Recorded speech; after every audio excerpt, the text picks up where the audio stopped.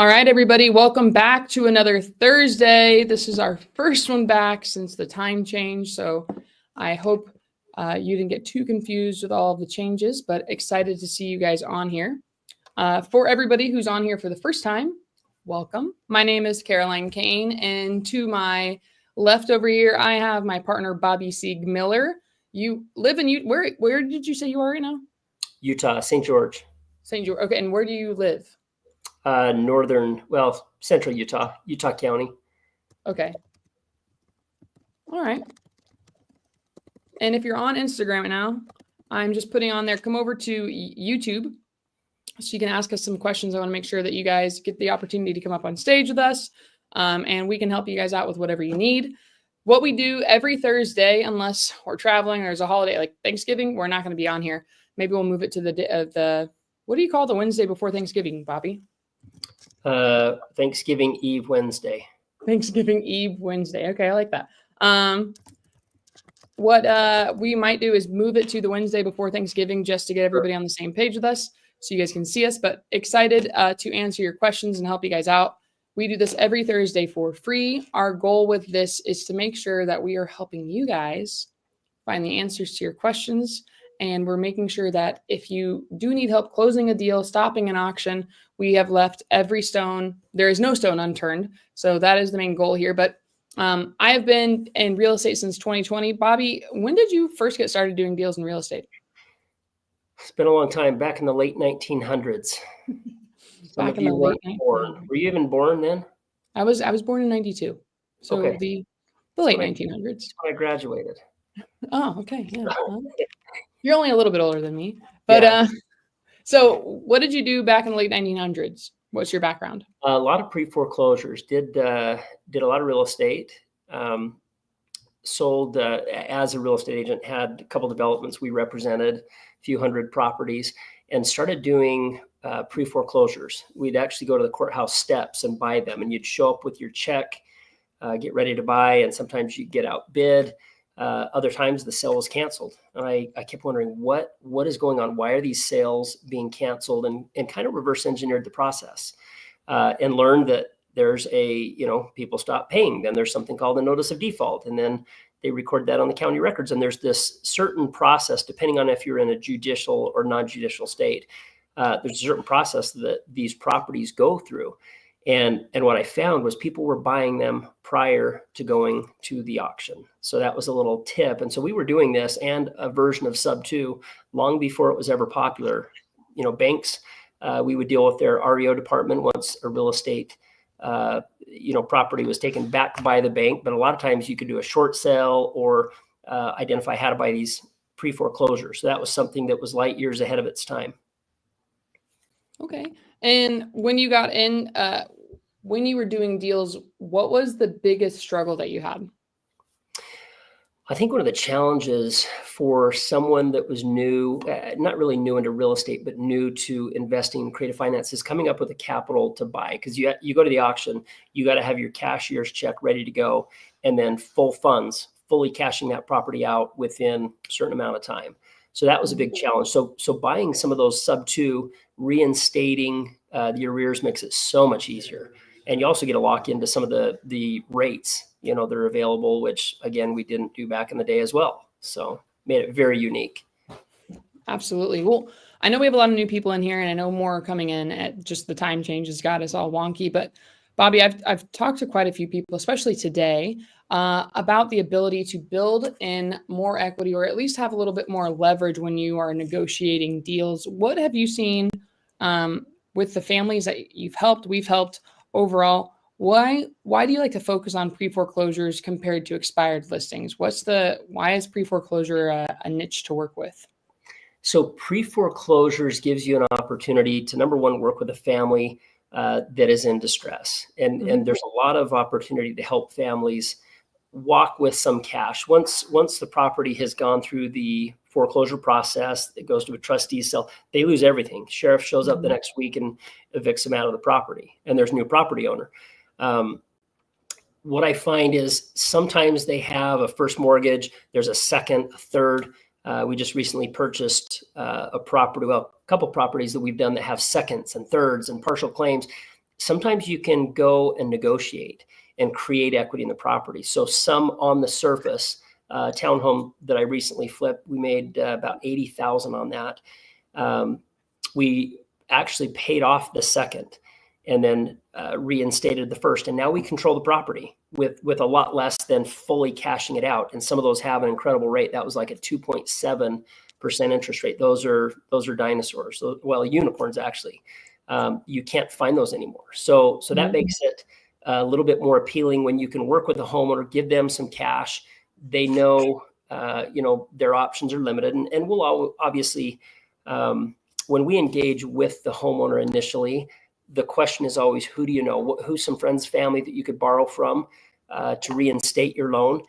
A lot of times we find this isn't the first time they've been in default. It's sometimes a pattern, or they're out of work. In those scenarios, they are going to lose everything. And so it becomes a question on, hey, let's preserve some of your equity. And we either help them sell the home, we buy the home from them, give them a little bit of cash, call it cash for keys.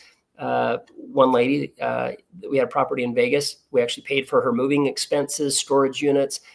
She was so grateful that we paid her a bunch of cash. She would have lost everything, but we were able to get her some cash and have somebody move every box in her home and pack her up. And she had a bad back. So to her, she's like, I wasn't expecting anything. So you have an opportunity to help, but also create equity depending on the situation.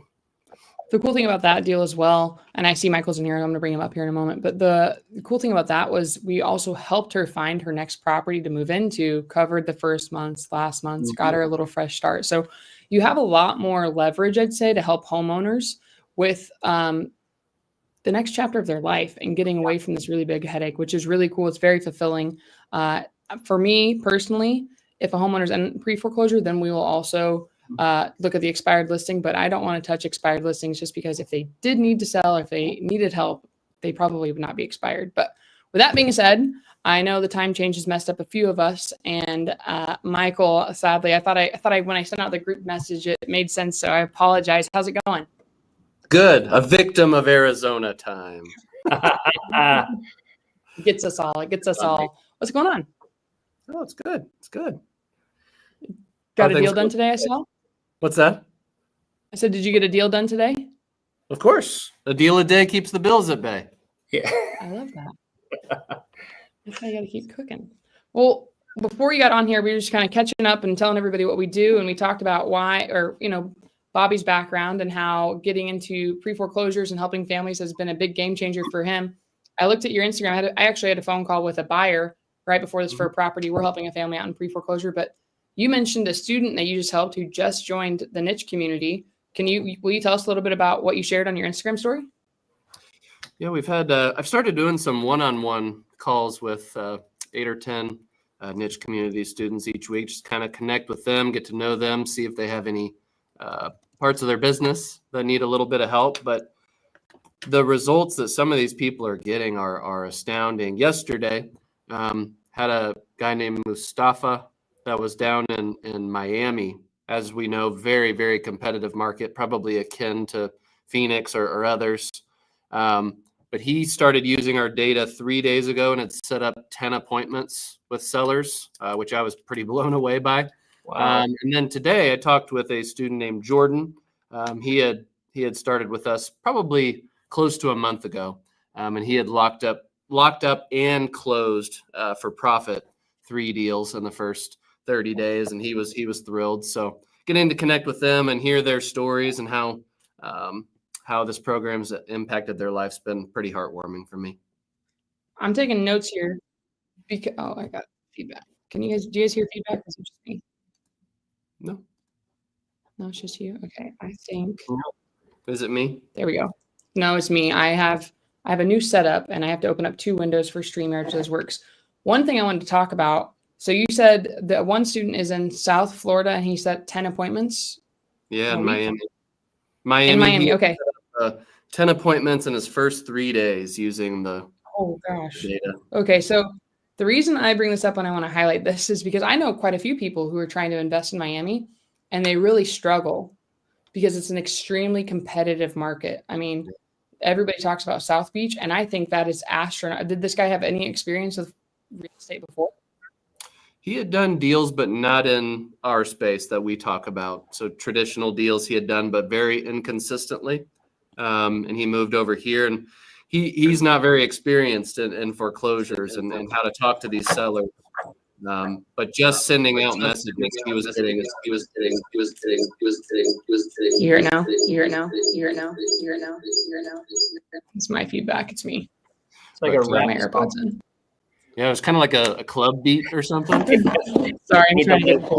Okay, continue on. But no, just by sending out texts within his first couple of days, he was getting motivated sellers galore. And he was like, Michael, please help. I don't know how to talk to these people or solve their problems, but what a wonderful problem to have within your first few days. Caroline, I think you Bobby, I'm mentioned. gonna let you speak while I'm getting my audio corrected. I think one thing that's interesting, Michael mentioned data. I remember starting this business back in the day, like I said, late 1900s, and trying to find, so once that homeowner has stopped making payments, they may have vacated the home, depending on what the scenario is, you'd have to search the county records and get a list. And then you'd have to go figure out what their phone number is. And I don't want to minimize what Michael's saying. Data is key. It's absolutely critical. And I think that's what gives him a little bit of an advantage over other people starting in this business is he has a database. They've got access to this data with phone numbers of friends, family, siblings. But that helps shortcut a lot of the work that frustrated me back in the day. So that's a huge advantage. Well, the other really big advantage as well, not only the data, but this is what I feel like a lot of people miss, just for everybody new on here. And actually, could you let me see in the side chat who in here is still on the hunt for their first deal and who here needs help closing that first deal? I think that'd be very beneficial just so we can get an idea of who's in the audience and maybe even just what problems you have. Because what I'll do in a moment is I will throw a link up in the side chat so you guys can come up here and ask us questions. We'll go back and forth and we'll talk about our event that we're going to be doing next week. But the one thing I really wanted to highlight today is I did a Zoom with some new people getting started in real estate. And I asked, who in here has time and who in here has money? And about 115 of them had all said they have time out of 127 when I asked that question, because more joined after a period of time. But a lot of them were just saying they didn't know where to get started. They wanted to be able to, I had one woman, I told her my story, how I had made $26,000 in 3 months. And then I blew it because I got a CRM. I got a virtual assistant. I pulled data. I kept skip tracing it. I didn't really know what to be looking for. I knew I just needed to be making cold calls and I needed to talk to more people, but I didn't know how to go directly to that motivation and that person who needed help. So the cool thing, not only with this accurate data, is you're going straight to accurate data with motivation and pain that needs the help. So that's a really cool aspect. Okay, good. We got a few people in here working on their first deal. So Michael, out of all the students that you have right now, what would you say the biggest problem most of them have towards doing their first deal? The biggest problem people have is underestimating the amount of activity required and the consistency required to do their first deal. Obviously, someone that has a lot of experience, has done a lot of deals, you're probably going to have to do less activity than someone that's new. You've seen more things. You're more valuable to the market. You have more skills. But sometimes people think, like the amount of people I get in my DMs that are like, hey, Michael, I door knocked 14 doors. I didn't get a deal. This isn't for me. And I'm like, look, kind of the industry standard minimum is about 100 doors to be able to get your first deal. And some people, it's way more. Victor Churkin, we all know him well. I think it took him upwards of 400 or 500 doors.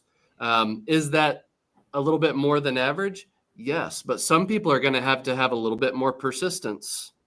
Some people are going to get a deal earlier on. We're all on different journeys, but the destination is the same. You just can't underestimate the amount of work required to do that. That's probably number one. What would you guys say is kind of the biggest hangups? The work was the hardest thing back in the day. I think when you have data and you have access, it's now overcoming fear. That's the second thing. People are afraid to go knock on a door. Okay, if you're afraid to go knock on the door, the deal that I just did earlier this year, it was a town home. Took me 2 months to do, and after all debt was paid and I closed on it, put 80 grand in my pocket, and I gave the new buyer 70,000 in equity. And even us that have been doing this for a long time, picking up the phone at first, you're like, oh, this is kind of scary, and then you get over it real quick and you realize, you know what, these are people, they're in a situation. You come up with a couple good questions, couple openers, and you find it's actually kind of fun talking to the families. If somebody tells you to, whatever off, then you can say, great, thank you. If you do need any help, here's my number, call me back if we can be of service to you. But I think when you approach this industry with I want to help, we have solutions. A lot of times it's helping these homeowners navigate through a loan modification or getting the courage to talk to the family, tell them about their situation. Sometimes you solve the problems and you don't make a dime. And that's where you practice. Hey, let's call the bank. Let's get the bank on the phone and see what options are available to you. And you start talking to the banks, and you're practicing on people that, never transpires into a deal, but you're getting those reps and getting that practice. And you can do all of that from your computer. You don't necessarily need to be knocking doors all the time. Knocking doors is kind of the next step and absolutely a part of this. But if you're somebody that's saying, hey, this is going to scare me to death going door to door. Okay, maybe you're a smiler and dialer. Smile and dial, get the data, get the phone numbers, and there's some basic questions, 3, 4, 5 questions. You can be in this business and making money. Fear is an interesting thing. Layla Hormozi, Alex Hormozi's wife, had a very interesting video in her YouTube channel a few months ago. Mm-hmm. She compared fear to an ocean, right? You're standing in front of a vast ocean, right? And you're afraid to go across the ocean. You think, oh, I'm going to step in, I'm going to sink, and I'm going to drown. And when people say, I'm not worthy of the money, they don't step in. When they say that my skills aren't good enough, it's not the right time, whatever it is, they don't step in. Yeah. And then finally, when you have the gumption to step in, you realize that the water is only a couple inches deep. And all of a sudden you're running through the water and it's like, oh, there's land on the other side. I've been standing over there for months or years and all I had to do was walk. And then you're on the other side. So sometimes we make mountains out of molehills on stuff like this. I actually had a YouTube video a few months back about overcoming your biggest fears in real estate. And some of these things that we're talking about are the things that hold us back. So I can't remember how many months ago that was, but for those of you that have those limiting beliefs, that you're not worthy, that you're not skilled enough, that you don't have what it takes, that may be a great video for you to check out. I would agree 100% on everything that you guys said. That is very helpful because we do get in our own way and we limit ourselves with what is possible. The only other thing that I would say is I would tack on what you said with underestimating the amount of work. People think it's one call close. They think it's, oh, I've done the outreach. They're not interested. Let me move on. And you forget there's different cycles or stages of acceptance or denial in some areas that people understand. Well, no, I have the opportunity. I'm going to keep this. I'm going to keep this. I'm going to keep this. And we've talked about some different videos. Mm-hmm. So in the first 10 days, they typically sign. And in the last 10 days, it's when you've done your KPIs, Michael, that people end up signing a contract and getting out of a tough situation. So for everybody else on here, that follow-up is key. And then tagging on what you said as well, Bobby, the fear, I think people overwhelm themselves and they don't know how to ask for help when they contact somebody who's in foreclosure. Mm-hmm. Well, what's my next step? How do I contact the bank? Lindsay just talked about this. She said, I asked her, how long have you been calling with us? It's a little over a month. And she's like, my biggest fear was making the calls my own, but after being able to listen in on what Bobby was saying, it's not that tough. Actually, I can make the call to the bank. So as long as you watch somebody else do it, you believe it's possible, it makes it a lot easier. And that's pretty cool. So I'll let you chime in here, but for everybody else, if you'd like to, I just put in the side chat a link as long as you're on YouTube, you can come up and ask us questions on stage. But you had something else you want to say there, Bobby? No, it's just interesting. What's popping into my mind right now. If you think of Peter on the Sea of Galilee, a lot of people give him flack for sinking, not being able to walk on water. He's going out to Jesus on the water. I look at that situation so much differently. He got out of the boat. At least he got out of the boat. I wouldn't dare to try to walk on water. I know I would sink, but it's a mindset. It really is a mindset that, none of the other ones did, but he's like, I don't know what's going to happen, but I'm going to get out. He started to walk, and then he did sink. You're going to fail. No question. Michael and myself have done so many transactions. We will tell you that we have what the world may view as failed on several calls with the bank, several calls with homeowners. We don't lock up every deal. However, I look at those as learning experience. We got out of the boat. We're uncomfortable enough. If you're comfortable right now, you're not progressing. And that's one of the biggest things I tell my kids. If you're comfortable in life, you're not progressing. Anything worthwhile, it is resistance. Running a marathon, lifting weights. It's resistance that makes us stronger. So my encouragement would be to anyone on this call, get out of the boat, try some things, and don't look at it as failure. Look at it as learning experience. This is a classroom environment. It's not a pass or fail. It's saying, hey, you know what, A, B, or C, I'm not going to choose A next time. That was the wrong answer, and I'm going to try a different approach. Once you get those reps in, you become more aware of how to speak to a homeowner, the few options that you can quickly pivot when somebody says, hey, I'm not interested. It's not that they're not interested. They don't have enough information. They're not saying no. They just don't have enough information to say yes. So you'll get better and better at it. And again, Lindsay had never made any calls, and we did a couple calls with the bank. She's like, oh my goodness, this is amazing listening to you. And the next one, she said, hey, I need you on this call. And I said, you got it. You're going to make the call, and here's what you're going to say. And she was scared. She made the call, and she's like, that was not that hard. And now she's making calls to the banks for us. It's kind of cool. So anybody can learn it. Well, I love that analogy about Peter. He got out of the boat and he took action. But why did he sink? He took his eyes off of the goal. Yeah. Right. He was to get to Jesus. He looked to his left and his right and was like, oh my gosh, I'm on the water. This is a problem. I'm going to sink. And the same is true with us. Some of us, we go take the action, but then we don't keep our eyes on the prize. We get distracted with this and that, and we start sinking. Our time horizon's not long enough for success because we don't stay focused on the one thing and keep walking towards it. So love that, Bobby. Yeah.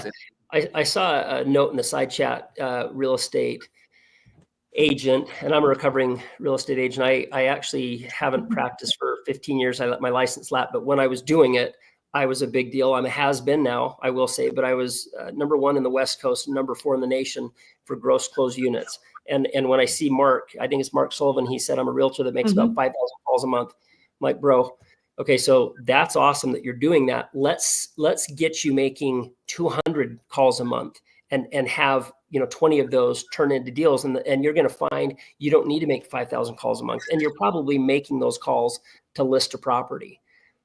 Listing isn't the goal. Doing what we're doing can bring you 10 times the revenue as a simple commission. And again, 2 months.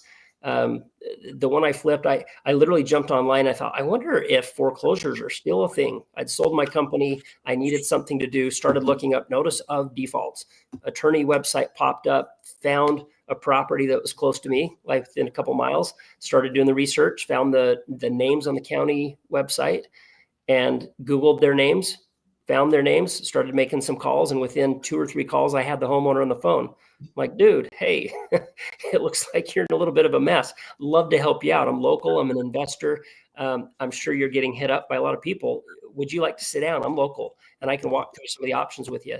Long story short, we ended up helping them out, buying their home, put some cash in his pocket, and we still made $80,000 on it. Now, I was into that quite a bit, bailed him out of a lot of the mess he was in with some big debt. And he was grateful because those creditors are now not going to chase him anymore. Somebody might think, why would they give up their home? Well, the trustee sale was within less than a week. There's no time as a real estate agent to list and sell unless you have a cash buyer. Your options are very minimal. So to come in and reinstate his first, pay off his second, assume that third partial claim of $50,000. I mean, there was a lot of debt that we took on that property, but he was giddy because now he's off the hook. And I said, look at this as an opportunity to hit the reset button on life. And you can still get into a home. And I'm going to make payments on your house every single month. And that will help build your credit. And anyway, long story short, it was a beautiful thing, took 2 months. So utilize, Mark, your real estate knowledge, but just pivot a little bit. Your goal is not necessarily to get the listings. The goal is to help the family solve a problem. That's how we get paid. Find a problem and solve that problem. I like that. Well, I see we have some people in the backstage that'd like to come up, and I see Victor's got his camera on, so I'm going to bring Victor up. So we were just talking about him, and I saw him make a comment in the side chat there. So go ahead, Victor. What's up, man? Hey, how you doing, guys? Can you hear me? Yeah, great. No Shave November. Welcome. Yes. I guess so. I don't know. I'm always like that. Hey, just wanted to tell you guys thank you for all, helping me along the way. I shared with Michael and Caroline, kind of privately, haven't posted it on Facebook yet. I closed my first one on October 31st. Yeah. Let's go. Yeah, and the lady just moved out of the house today, so we had a 2-week post-possession. She bought RV, and on her way to travel the States. So Nice. thank you so much, guys. That is awesome. For reference, she got paid $75,000 on the deal. She still owed about $50,000 to the bank. Bank paid off. I was able to net $18,000 on it, and another sub 2 person from sub 2 bought the deal. They're going to be doing a flip on it, and we'll speak more about that. But yeah, thank you so much, guys. That is incredible. That's Congratulations. You got to pat yourself on the back. You did the work. I just mentioned that a few minutes ago. You persevered where many would not have. And now you have that proof of concept. And I promise you the journey to the next one will be shorter now that you've opened Pandora's box, so to speak. Yeah. I love that. How long has it been that you've been in sub 2, Victor? You've been in a while. Well, I've been in sub 2 since February of 2023, so it's coming up on 2 years soon. I wasn't active just because I was running a different business and couldn't make it work. I tried a couple of times, but my focus was in the other business. So I started door knocking in July, mid-July this year. I got my first contract in September. It fell through. Then I got this one, and we closed it on October 31st. And whenever we closed it, I hit 500 doors. Because I contracted the seller in the beginning of October. It was a kind of lengthy period, almost 4 weeks actually. Yeah, and today basically she's getting her holdback, and I'm getting the rest of my holdback as well, kind of. I want to ask you this. So I want to just make sure I understand the time horizon. So you joined the community in 2023, February of 2023, and near the end of 2024, you did your first deal. Is that your first one? Yeah, that's the first one. But I started taking consistent action in July only. Gotcha. And then I just want to make sure I understood. You said you started talking to her in October of 2024. So with this homeowner, I hit her off the list pendants list. The first day it came out, I door knocked her. It was Monday. Yeah, it was September 23rd or something. I followed up with her 3 times, and basically Peter locked up an appointment for me to go sign the deal. I wanted to understand the time horizon because you said it was a lengthy process. So let's just say it's the end of September to the end of October. That's a lengthy process for you compared to a year and a half, and so that seems pretty quick to me. 4 weeks. It wasn't like a 2-week close. It was a 4-week close and another 2-week post possession. So it was a little lengthy, yeah. That's pretty standard. That's pretty good. Right. I think that's awesome, Victor. Way to go, man. How do you feel? Good. I have kind of keep door knocking, keep calling, texting, and just building on that. Try to go for high equity. Ended up again door knocking this condo like 10 minutes away from me again. It can only work as a sub 2 deal because of a high HOA, like $500 HOA fee. So I don't know what to do with that. Maybe just partner with somebody to take it on as a subtail, because I don't want to get bogged down and just doing that. What do you attribute the success? What do you attribute the success to that deal to? Well, I definitely missed 2 deals that I know who got them prior to that, because I wasn't skilled enough to speak properly with the person. So I've been improving my communication skills. That's one thing. Mm-hmm. Second thing, I've been going after, like Michael taught, fresh data. I've learned to scrape it myself. Been scraping it, every day, and going after try to be the first person to speak with that homeowner in person. That was my that's the second important part. I mean, and the third part, just surrounding yourself with the right people. This community, other people who are action takers, and just consistently taking action. That's awesome, man. A good word. That's awesome. Way to go, Victor. You have a pipeline starting to get built out now too then? So Yep. You have so that's important for everybody else on here if you're tuning in for the first time. It's not, okay, first contact is going to work. It's going to take a little bit. It was 500 doors until you got a contract? Until I closed on a contract, yeah. Until you closed on a contract. And guys, if you look down over here, I feel like we're in the Brady Bunch. If you look down over there at the guy with the wood background, it was his first door. So his first door he knocked, he got a deal. It was his 500th door. I think it was like my 130th door. Bobby, did you ever door knock for a pre-foreclosure? What was your first door knock deal? I didn't really do door knocking, but as I started back up in this business, my first one literally was on the phone. It was all electronic. That first deal I did, and now we're how many deals into it now? So I bought properties that I've never even seen. Mm-hmm. So, and that's just incredible. A testament to saying number 1, number 130, 500. We're all at different spots, different ability levels, different timelines. So the fact of the matter is every single one of us has done a deal. It just takes a different time for everyone.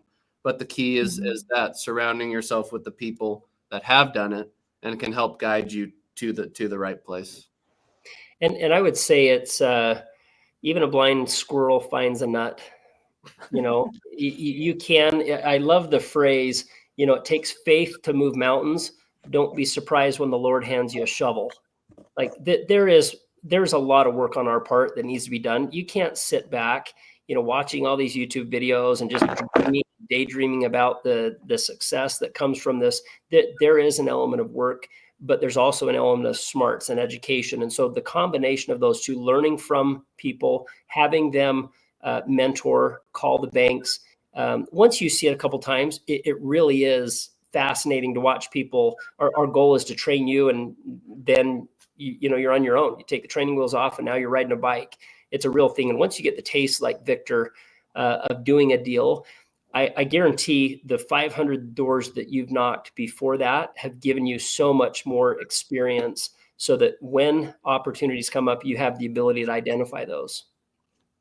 I think that's, and just that's when I speak with people, like I'm saying that I'm using this, what I'm doing right now with real estate as a medium or as a vehicle to change myself. That's one thing, and the second thing is, like, I'm a random guy from Ukraine whose English is not the first language. So you guys in the States, like, if you know English, like, you're so far ahead of everybody else. Well, Victor, congratulations, dude. I know how much work you've put in. I know how much we've talked outside of here. You've done the role plays, you've done the practice. So congratulations to you, man. You didn't give up, and a lot of people would. So that's incredible. I am so happy to see your success, and I can't wait to hear about the next deal. You got to let us know, okay? All right, sounds good. I'm going to set you free, and I'm going to bring up, is it Naima? Say to him, Korosha Robota. Naima. Naima. All right. Hello, Naima. What's going on? How you guys doing? I want to say thank you for, for you guys' time. And I really appreciate you guys. And I think you step on my foot just now when you said about, stop consuming. My story is this. I have no problem in texting and calling, but it's just that I don't get any responses back. And my main thing is that I don't I'm not doing it consistently. So I'll stop and I'll go and try to find something else for me to do, and then I end up having to come back. So it's that that squirrel effect. But I definitely need to be consistent. Okay. I don't have any problem with getting leads or CRMs. I have that. It's just that when I do contact people, I just don't get the response. Sometimes I get no response. Okay. And sometimes I leave messages if I call. I leave messages. And when I text mostly, I don't come off as predatory as, I ask them, can I help you? Can I help you? Oh, did we lose her? I was going to say, am I frozen? So I think we lost connection with No, you. we lost her. Naima. Hopefully she'll come back. I saw her lips move for a moment. Yeah. Well, I'll remove her for now. And I'll bring her back up when she looks like she's stable. All right. Let's grab somebody else. Who's got a question? Let's bring Joel up here. Joel, while Naima gets her internet stabilized, what's going on, dog? Caroline, what's up, fellas? How's it I going? want to say Yeah. I appreciate you guys doing everything you do. You have a lot of good content on here, so I sometimes I'll just watch it, and it helps me kind of like figure out what to do. I had a question for you yesterday about a lead, right? But Lindsay called me today. She kind of explained to me what was going on. What I was trying to ask you was just, I know that we can help them by speaking to the bank with them on the phone or on their behalf. I guess my question is, when they're already in the process of doing a loan mod, is there a point for us to do that? Because I've had some tell me like, well, I already applied for it. I just haven't heard from the bank. I don't know what's going on. Every time I call, I can't get through to anybody. So I've just told them, well, maybe we can call the bank on your behalf, but I don't know if there's a reason for that at that point once they already put the loan mod in. Okay, so I'm going to say two things, and then I'm going to hand it over to my Brady Brunch brother, Michael, and I'll let him talk because he's done way more of these than me. Earlier, Bobby and I were talking about the Las Vegas deal that we did. That woman was in foreclosure, and she had applied for a loan mod, and they had basically said that she was going to get approved for the loan mod. Like, it was going through 10 days before the auction. They said, oh, wait a second. You have a judgment on your house for $60,000. We don't want to touch it. We're not going to approve this loan mod. You're SOL. Good luck. Your auction's still in 10 days. So it was not approved. So just because they are doing the loan mod paperwork does not mean they're actually approved once they do even further underwriting, because they want to make sure that they can afford their expenses. So just because they got that does not mean it's done. And I'm going to hand it over to Michael so he can. Let me interrupt before Michael shares this, because this will tee him up for this. I love one of the things that, well, first of all, loan mod, it's not an overnight thing. So if they're a week away, sometimes it takes 20 to 30 days to even get approved. But I love one of the things that Michael says is, let us be your plan B. So Michael, talk to him about how, again, let them keep that energy going down the path, but how you position yourself to be the guy that's second in line and already have a plan in place should plan A fail. Yeah. I mean, a lot of these people, this situation's been going on for years at this point. We're down to a couple of weeks to go. They're scrounging around. They say they're doing a loan mod, but from my experience, many times they're projecting to you what they intend to do, not what they have done. So this is when you have to ask a lot of provoking questions. Like, hey, what has the bank done for you so far? What have those conversations been like? What steps have you taken? Yeah. Many times they will give you a very educated response. Hey, I've called loss mitigation. They sent paperwork over. I filled all that out. They sent it back to them. There was an error in there. They've sent me on the merry-go-round. I'm not really sure what's going on. Or they might just say, well, yeah, I'm just doing the loan mod. They don't have a whole lot to say. But my goal is always this. I'm not the person that is filling out loan modification paperwork. I'm not filling out bankruptcy paperwork. No one should do that. But if they want to go down a path, sure, I will give you all the advice on how you can do that. But I want to position myself as, look, I hope that loan modification goes through. But for this, and this reason, I'm concerned about it. You really need a backup plan. This is many times a situation like, hey, look, go ahead and go through with the loan mod paperwork, try to get that fulfilled. And then I try to position myself as a backup plan, try to get a contract in place and say, look, I'm going to contact the bank. I'm going to try to get this foreclosure sale stopped. If for whatever reason that modification goes through, perfect. I'll terminate my agreement. I'll rip it up on the spot. That's what I would prefer anyway. But what you don't want to do is have a situation like this lady across town, the third party story that we talk about all the time. What you want to have is a backup plan. So in case that doesn't work out, you're safe on the back end here. And the why, Joel, is so important. We want to be your backup plan because, and you can paint this picture, and this is a true story. If it does go to the trustee cell, and I've seen this numerous times, when homeowners, I've got it figured out. I've got a plan. I've got, everybody's got a plan until they get punched in the face, right? Great old Mike Tyson quote. But if they don't have a plan, guess what? The sheriff shows up about a week later. We had this happen on a property that I bought in Georgia.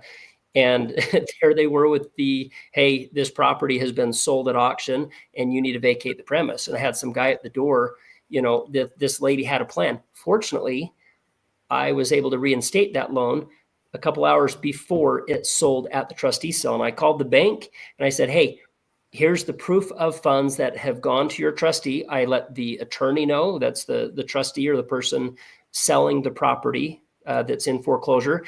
And I said, both of you need to communicate. You're both actually failing at your job. And you need to stop that sale. They didn't. It went to sale. It sold. The guy paid $170,000 cash for it. And I actually spoke with the guy. I said, hey, get off the property. You're trespassing. You're freaking out the homeowner. He said, I own the property. I said, actually, you don't. I've been doing this for years in my area. And I said, I appreciate that. I'm just giving you a courtesy call. You don't own the property. I do, because we reinstated it and we're going to close on that property. So long story short, they refunded the money to that gentleman. He called back and apologized. And I literally called him this morning to see if he wants to buy the house. I said, hey, we finally closed on it. It's gone through probate and I own the property. And he said, thank you so much. So he's going to go through the property and he may be a buyer. I wasn't a jerk to him, but I was firm. He was pretty rude to me, but ended up calling back after he got his money back and apologizing and say, oh yeah, you actually did know what was going on.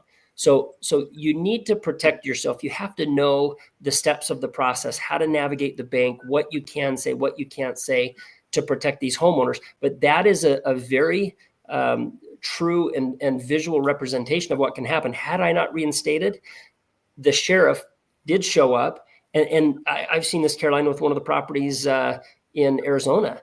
And the lady's crying. She's on the front porch, and the sheriff saying, I'm sorry. I just need you to grab what you want out. You don't own the property anymore. It's the saddest thing to see. So what we are trying to provide as investors is this beautiful golden bridge that takes them from where they are to where they can be. And you just pivot it or position it as, look, you're just hitting the reset button. This isn't the end of the world, but let's help you navigate this really crappy situation with poise. Otherwise, here's what can happen. And I've seen it time and time and time again, where they just get evicted and they have nothing. They have zero at that point. We're not the bad guy. It's just a very mechanical, unemotional process that it's got to go through legally. So keep trying to help them. One thing so keep that in mind. And the stories help.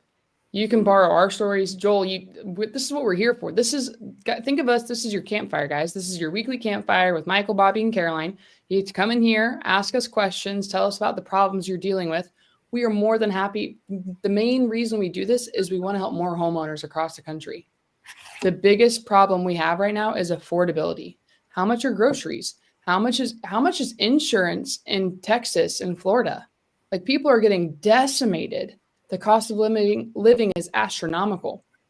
We're here to help you, but I wanted to ask this one thing before I hand it back to you, Joel, and give this to you. Michael or Bobby, Michael and Bobby, I'll go with Michael first.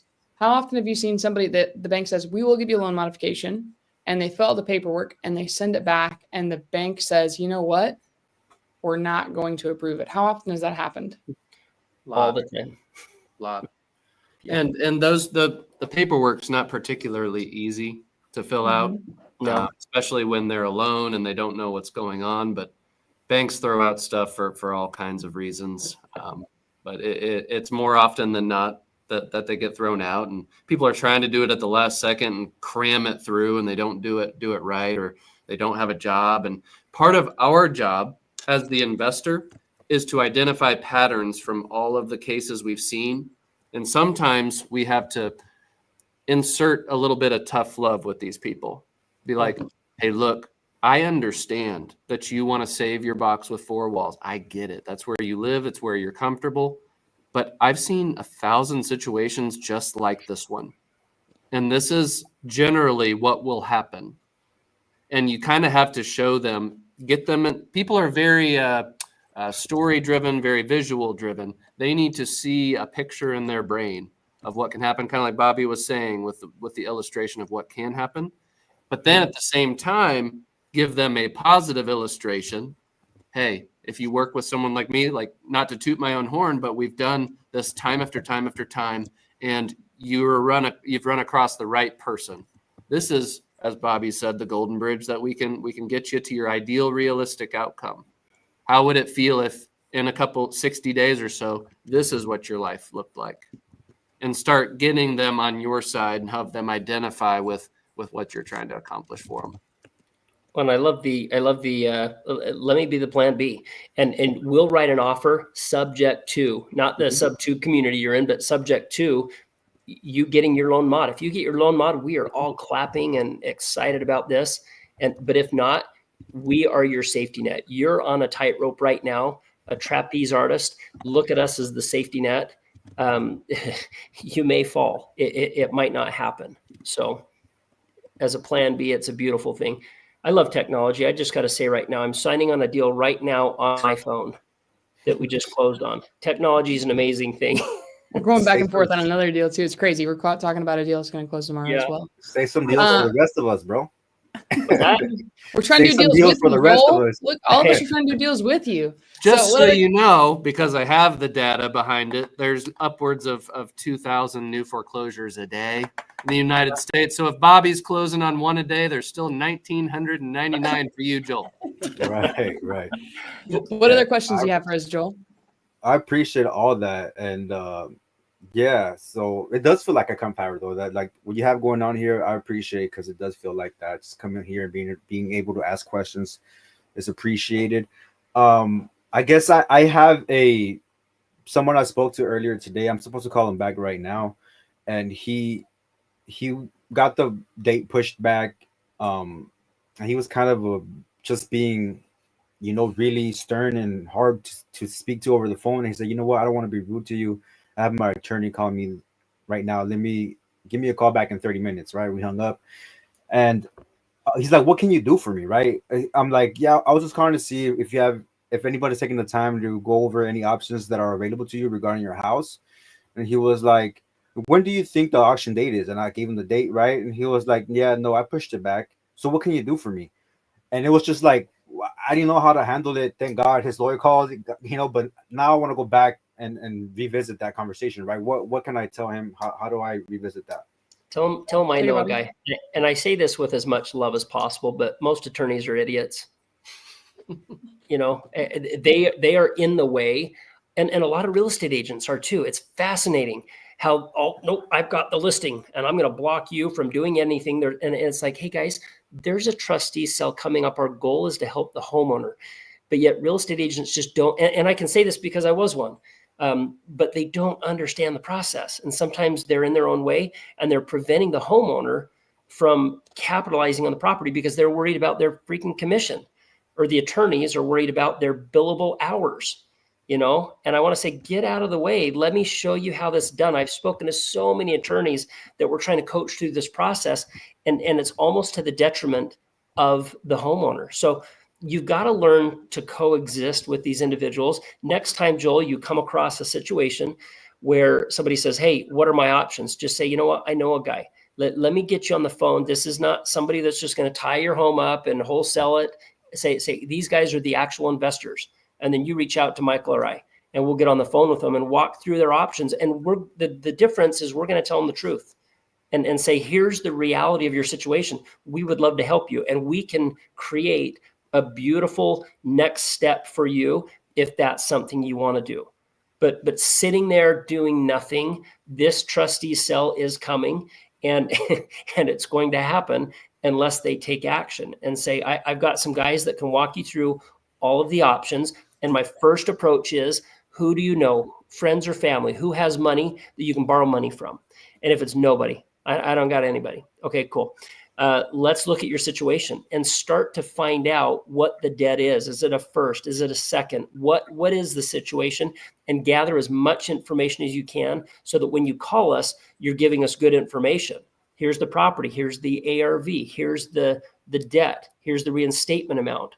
It's a 3-bed, 4-bath. Here's what comps are showing. And again, take those with a grain of salt with Zillow, the MLS. I mean, they're all over the place, and one neighborhood to the next can be a difference of $100,000. But get as much information. If they're willing to talk to you, one of the most impactful questions is, tell me how you got here. What's your situation? And then, man, they just open up and you become their therapist, and you get a better idea into the tragedy or the situation. It's an abuse, it's a divorce, it's a death.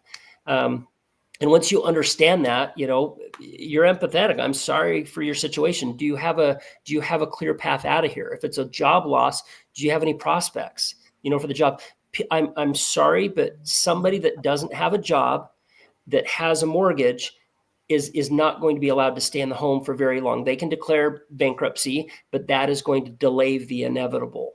So you're walking through those scenarios with them and just being a consultant and a trusted advisor and giving them advice and say, dude, I'm here for you. Here's my number. Let's do you have some bank statements? Can we call the bank right now? Let's get the bank on the phone and see what your options are. I mean, that's how we do it. And I want to just preface this, guys. Bobby's not peppering off 40 things at one time with the homeowner. He's giving you a lot right now because it's probably a little bit left on the YouTube. But you're giving them information and you're being calm. And, there's a Caroline in a Zoom or a live trying to push out as much information as possible. And there's a Caroline when I'm door knocking. Yeah. I'm talking to a single mom who has 5 kids and is struggling to pay the bills and doesn't have enough food in the fridge. I'm not going to be as assertive and aggressive in an in-person appointment because they're going through a really tough situation. So, Joel, you have options. Think of yourself right now, because how many deals have you done so far, Joel? I haven't done any. And I just want to say, like, everything you guys were talking about at the beginning of the Zoom is 100% true, because I sit around watching videos, trying to do other things I shouldn't be doing. But the moment I start making calls consistently, that's when I see all the traction. I see everything. And it's not even that hard. And I beat myself up and I avoid doing what I need to be doing. But once I start doing it, it's like anybody can do this. It's so easy. And I get all the traction. Now I got a lot of people I can help. And it's just, I have all these questions now. I don't even know what to do with the information, right? Like I have another person I spoke to earlier today. This property is split between his mom, his dad, and his uncle. They all own the house. The dad has cancer, right? That he retired, then he found out he had cancer, and then the son was trying to do a living will. And through that process, he found out that his dad was losing the house, right? And now he has the money to pay for the arrears through his uncle, because he reached out to his uncle and he said, hey, my dad is in this situation. Can you help us out? Yeah, I'll get a loan for you guys or whatever. And so he's going back to the guy that's doing the living will to see how he can help him with that foreclosure process. And I said, good, look, it sounds like you got a lot of things going for yourself right now. It sounds like you have somebody willing to help you and you have the money to come up with. Why don't you go talk to him? He's meeting with him today, right? Why don't you go talk to him and figure out what it is he can do for you? And is it okay if I give you a call tomorrow and see, how that went? He said, yeah, okay. But I don't know what to do. Like, how do I approach that conversation tomorrow? You don't need to. So I feel like you might be overwhelming yourself trying to be the catch-all for stuff. Just think of yourself as an appointment setter. Hand it off to one of us. We'll help you out. We'll walk you through the process. We'll ask questions. Like, you can sit in and listen. I know We've done sections where we've recorded it on a loom and we give the recording to people that have partnered with us so they can see the call over and they can study it. If I were you and as a new person, if I could go back and talk to Caroline from 2020 when I got started, I would say, allow yourself to be a student. You don't have to have all the answers right now. You don't have to know everything. And you can also tell them, hey, that's a great question. I have not been in this situation before. And just like Bobby had just said, I know a guy, and hand it off. Just be an appointment setter, help that family and get paid. Go ahead, Bobby. And I know we got a lot of other hands up. Joel, are you a student of Michael's in the niche group? I put my info in there. I haven't heard back from him. Okay. You need to join. So one of the questions, I would challenge you to make 25 calls before Saturday. Pick up the phone, make 25 calls. I make hundreds of calls. Okay, well then we need to get you more efficient in your calls. You know, and maybe you don't I have just started to just like this week. So okay. I do it in spurts. I'm not consistent. You need a script and you need to be more efficient with those calls. If you're just are you speaking to anyone? I think that's the question. Are you speaking to people or are you just leaving voicemails? When I speak to people, if they want to talk, right? Some of them they hung up, some of them actually want to talk. So depends on the situation. Yeah. But I think having the conversation and honing in on your conversational skills is key there. And then I just want to make a comment, Caroline. Greg, he said, I used to work at the sheriff's office. We show up with the moving vans, locksmith, and canine. You hear that and you're like, ugh, that's brutal. But that is the reality. I mean, that is what happens to these homeowners. So our goal, Joel, is to say, look, I do not want the dogs from the sheriff's, the canines and I don't want that happening to you. There is some options. You know, there are several options to you, but they become more and more limited as time goes on. So watch some of the Michael Franke videos on how to speak to the banks, how to speak to the homeowners, the paperwork, the scripts that you can use. If you're making 100 calls, I would probably guess that you're not being as efficient with those calls. And you should be able to narrow to make less calls, but have more meaningful conversations. Well, it's cold calling. I don't know if that's the same. It is. Where you're at, man, is where I compare this to before I did my first wholesale deal, right? I got a house under contract. I was like to my title company, I don't know how to wholesale. I didn't even know the word. I would love to be able to sell this to someone else and make some money without being able to buy it. And they're like, oh, that's an assignment. Here's what you do.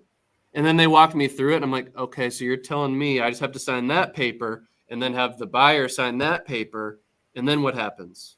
Oh, we give you a check. So then for the next few days, I'm just like, do I need to go to the closing? Do I need to do this? Like just freaking out. And then at the end of it, it was like, it was that easy. Yeah. Oh. And then I was less overwhelmed. Where you're at right now, Joel, is that there's not 100% clarity in your mind on path from A to B in terms of getting a contract and closing on the house and capitalizing it on the end. So then when the situation arises, the overwhelm comes in. And I always say it this way. Once you've seen it done a few times and you've done it yourself, the game slows down. I'll always talk about the best athletes in the world, how they'll always say, after I've had so many failures and after I've seen this defense and this, the game is slow. And I'm able to see what I should do. And that's what you need is a group of people to show you the way and have you do it a few times. And then the call will slow down. The situation will slow down. And you'll have seen it before. And I'm like, oh, I've seen this scenario before. I know exactly what to do. I'm now valuable to the seller. And instead of that phone call ending and it's like, oh, yeah, I'm talking to this guy over here, you can all of a sudden say, well, I've got this advice, this, and this. And then all of a sudden they're like, oh, well, maybe this is the authority. Maybe this is who I need to work with. And all of a sudden that situation goes from maybe a follow-up down the line to hot deal right now. And that's what I always say. The difference between a deal and not a deal is very small. And many times it's a piece of knowledge. It's an observation. It's someone on your team that can help you out. So I think that may be kind of where you're at the moment. Yeah. I love it. I appreciate all the feedback. Thank you guys so much. Keep at it, man. Keep at it. Slow and steady. Good stuff, Joel. Good seeing you, man. All right, let's get to the next one. We're going to go to Brian Alexander. Brian, what's up? We have Brian, and then I see Eric, and we're going to go back to Nehemiah if we have time. Go, Awesome. Brian. Hey, can you guys hear me? And you're great. Yeah. Awesome. Well, thank you guys so much for the opportunity to ask some questions and gain some more knowledge. Working on the first deal, I had a deal that I was working last week. Auction was on Tuesday, and I got a hold of the seller on like Wednesday of the week before. So I had about some days and then a weekend, but so the property ARV was around $1 million, $1.1 million. The loan with arrears, the first got up to like 770, and it had a second mortgage as well. And I think that the one liner that Michael just mentioned, that a deal is a deal with like one little piece of information that to be able to put it together. And I'm trying to learn from this experience. And so the question is, it had a second mortgage. The second mortgage wasn't behind, it was just the first. And I know that Bobby has talked about just there's certain ways to navigate deals like this. Mm-hmm. I had a local buyer that was somewhat interested, but would have only been interested if the second wasn't there, because he ran. The numbers didn't work with the second mortgage, yeah. Say that again. I'm assuming the numbers did not work with that second mortgage. It wasn't a deal with the second mortgage. There's too much unknowns with it because of it's in a really gray area. Here, let me ask you this. So ARV, we're going to be conservative, and we're going to say ARV is $1 million. All right, I'm going to take notes. 1 million is our ARV. Okay, and then the first mortgage that was in pre-foreclosure, what was the payoff on that? 778. 778. All right, it's already tight. Okay, we haven't done anything. So what's our second mortgage? Sorry, I was getting a call. Are you guys still there? That's okay. We're here. Yep. What was the second mortgage amount? Give me one moment. Sorry. All right. We were just having technical difficulties all day. Can you hear us now? I can hear you. Sorry, I was just getting a call. You're good. So what was that second mortgage amount? Mm-hmm. The second mortgage was 55. 55. Mm-hmm. Okay. So And then, I would say go rapid fire, Caroline, on this. Yeah. Sometimes you can create equity with the seconds. Tell them what we did with that $55,000 note. yeah. So we had one of my first deals we did with Bobby. He came in. We had a property. Did not know there was a second mortgage until they got the title report back. We had no idea. It had never been paid. It was actually $55,000. Never had a payment made on it. Bobby came in, helped us negotiate it from $55,000 down to $5,500, and that wiped the note out. So that helped us build in more equity, because with that second mortgage, it also killed the deal for us. So my question for you, Brian, is what was your exit strategy with this deal? I was gonna wholesale it. To ideally to the local buyer that I. And he got that's right. You were gonna wholesale it. It was gonna work. He was gonna fix and flip it. What was his goal? Yeah, fix and flip it. Fix and flip it. So with that first mortgage, total payoff at 778, this was a deal. Yeah, he said that it would have been Okay. a deal. The margins were They worked. they're not ideal, but he would have done it because he's like he's like for it to be.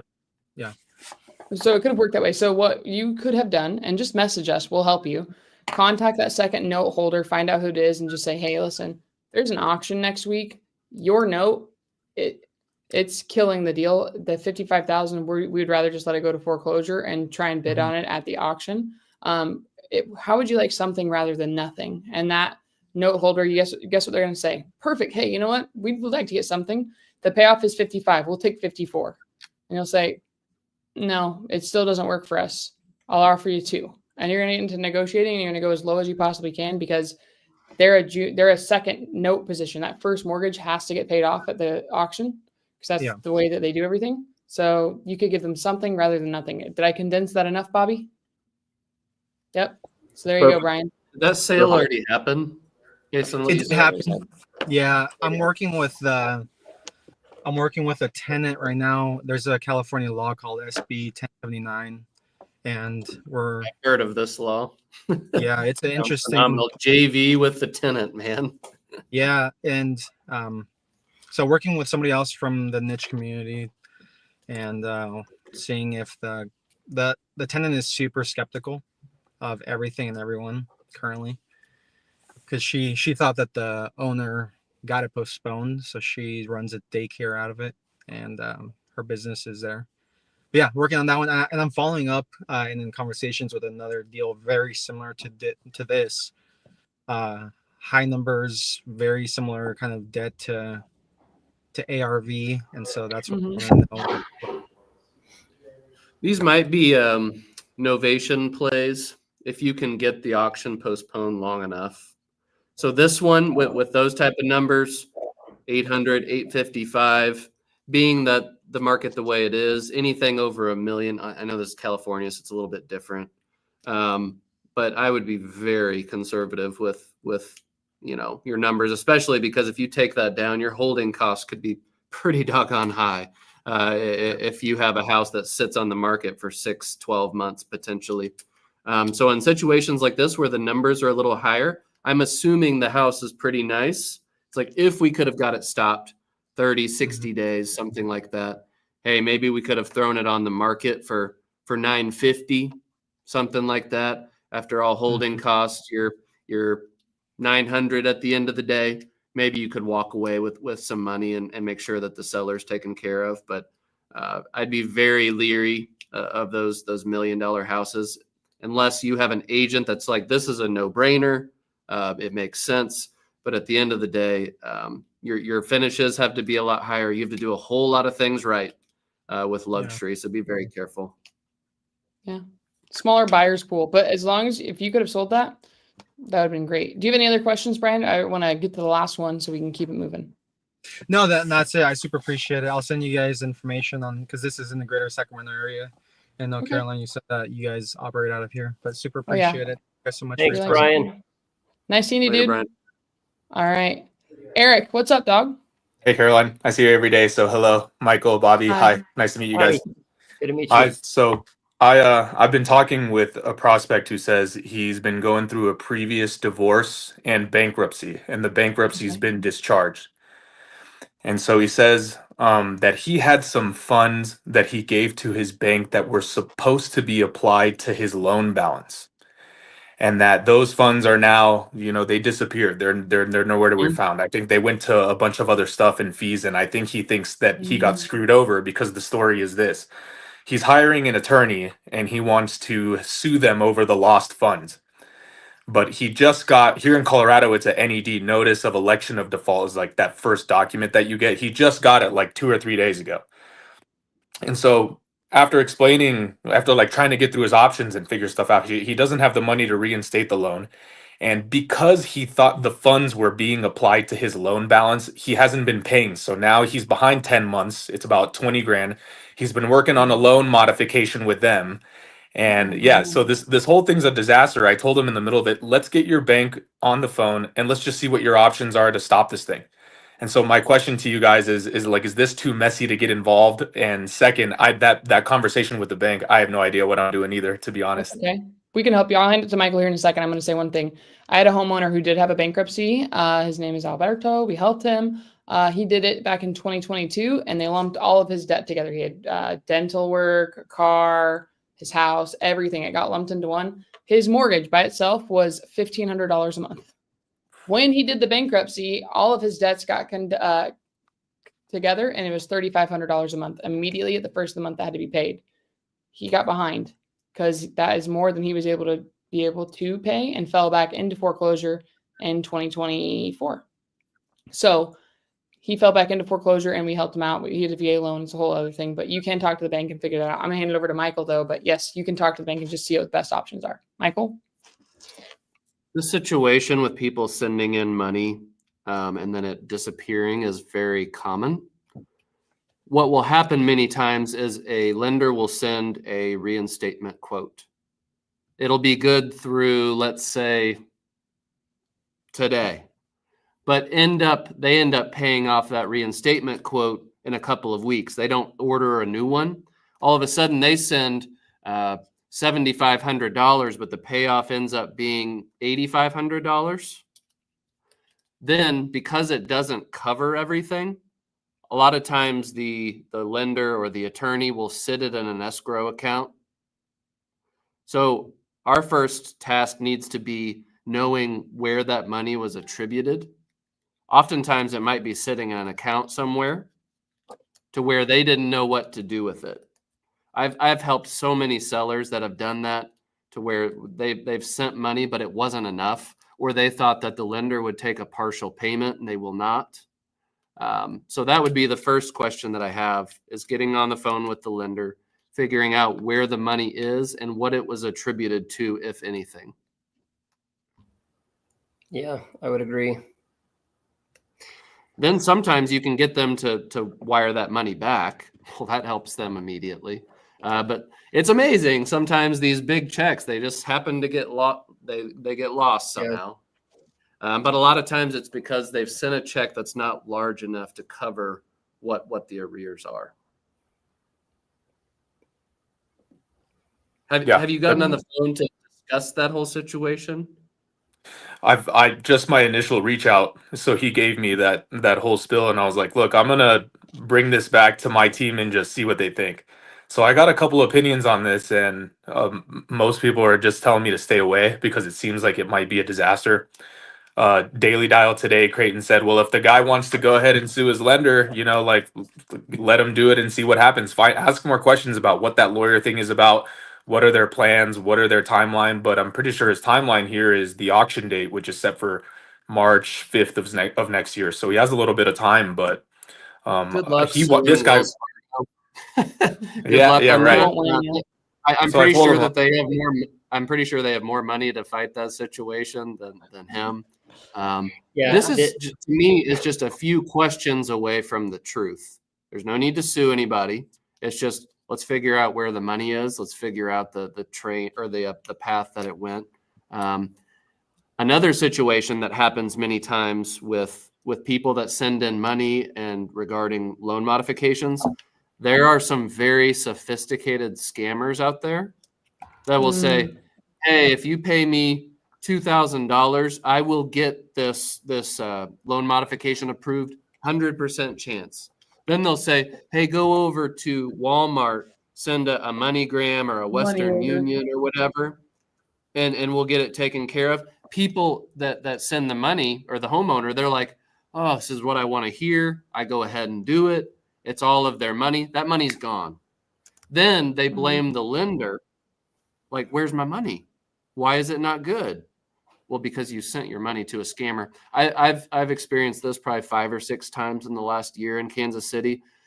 I've met with, there was a house in Blue Springs, Missouri, and I was calling her foreclosure sale was the next morning, and she's like, I'm like, hey, I looked on the attorney's site. We've talked before. You said that your loan modification went through.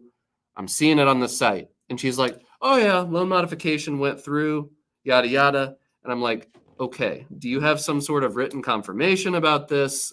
Because you have a huge amount of equity. It's not working out. So she's like, well, I do have this. So she emailed it over to me. And I'm like, for one, this is not Wells Fargo's letterhead. This is not what it looks like. 2, the support email on there is not Wells Fargo's support email. This is fraud, my friend. I hate to break it to you. So I went over there. I walked her through what happened. I called the person that she had been working with. Smart in terms of a scammer, but couldn't get by me. So I figured out it was a scam. Well, then she had no time because the sale was at 9 a.m. the next morning. She ended up filing bankruptcy. But these situations are common, and these scammers are very sophisticated. So I'm not saying that's what happened, but it is a possibility that the money went to the wrong hands. Yeah. Caroline, Michael, I've got to drop for my next meeting, but I'm wondering if you want to announce after I leave, we've got a very special meeting that we're going to give next week, Michael, myself, and Caroline, and talk about, the 3 do nots in pre-foreclosures. So we'll continue the dialogue next Thursday for those that want to join. Yeah. Well, we will get a little bit deeper on that. Have a good day, Bobby. We'll see you later. Later, man. See you Eric. guys. See ya. Thanks, Bobby. Eric, for this deal, if you do need help contacting the bank or just talking to that, I mean, did you write down the notes that Michael just said? Yeah, definitely. Okay, so what are you going to do after this? Let's have Well, our game plan. so I'm going to get him on the phone with his bank. Well, not yet with the bank. Well, I think first I want to ask about his attorney. Creighton told me at least ask about his attorney and just ask what his plans are. And I think after doing that, I'm going to say let's get the bank on the phone and talk about where these funds went, how they were applied, and if they can get you some documentation on how that all worked out. And then I think How from much there, money does he have right now, do you think? Eric, before you do that, ask him where he sent the money and how. I would really like to know where that money was sent. If all of a sudden he says Western Union or something, we have a problem. But if he had the wiring information for Wells Fargo, it may just be money got lost in translation. I'd agree with Michael. I was going to say you don't even need to go the attorney route first. I would talk to him about this and then see bringing in the attorney later. The attorney doesn't. Creighton's great. Creighton gives incredible feedback on how to talk to people. Creighton doesn't deal with pre-foreclosures every day. So he's great at talking to people, getting to the root cause of things, very analytical. But let's make sure he didn't get scammed. He just find out where it is and get on the phone with the bank. okay. And then Cool. I think after that, just walk him through his options on getting that thing stopped. Yeah. And reach out to us. Like, we're really responsive. Michael might even be more responsive than me on Instagram. He goes live every Saturday, so you can talk to him. Either one of us. We'll help you out. Yeah, you guys are the best. Thank you. Later, man. Thanks, Eric. Good to see you, man. Good to see you. All right. Well, yeah. All right, guys. We are way over on time. I have another appointment as well. And I know, Michael, you probably do because we moved the time zones on us. But if you guys found any value today, and Nehemiah, I will definitely message you back on Instagram after my next appointment. I want to make sure that I can help you guys out. Oh, Joel just said, I forgot to ask you guys, where can I find info on how to talk to the bank? You just contact the bank. So your homeowner should have documentation on who to call for support from loss mitigation. It's on, believe me, it's on their paperwork. It'll say who the trustee is, who the bank is. You just go loss mitigation. It's usually a 1-800 number. Contact that to get a hold of the bank and see what you guys need to do there. But every Thursday, 12 o'clock Arizona time. So the time change messed us up a bit. We are live on here. We want to help you guys. We're here to help you. And Michael, I just want to say thank you so much. Is there anything you'd like to say before we wrap up? No, I just really enjoy these calls. I'm so glad you guys are taking action, and we're seeing so many results across the country. And in my Facebook group on Caroline Stories, I see it. It's just really cool to see us all working together to kind of push along this common vision of assisting as many sellers as we can. Like I said earlier, there's 2,000 a day foreclosures that are coming into the United States. There's a lot of work for us to do, and that's only one niche list of many. So we've got a lot of work to do, and we just got to take it piece by piece, day by day. That's exactly right, guys. Go do better. Go help somebody else out. We'll see you guys later. Have a great one. And next week, 12 o'clock Arizona.